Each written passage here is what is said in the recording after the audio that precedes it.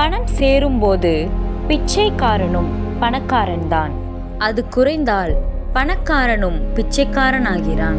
ஆம், கோயிலுக்கு வெளியே பிச்சை கேட்பவன் கை நீட்டி சாமி என்கிறான். கருணையுள்ளவன் கடவுளாகிறான். கோயிலுக்கு உள்ளே ஒருவன் கை கூப்பி பிச்சை கேட்கிறான், கடவுள் கொடுப்பார் என்ற நம்பிக்கையில்.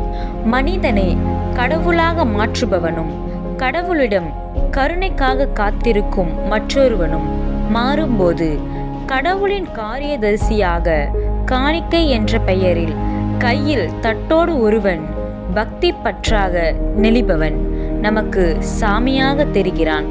மொத்தத்தில் நாம் கடவுளுக்கே கையூட்டு கொடுத்து காரியத்தை சாதிப்பதில் கை தேர்ந்தவர்கள் என்பதை கை நீட்டியே நிரூபிக்கிறோம்.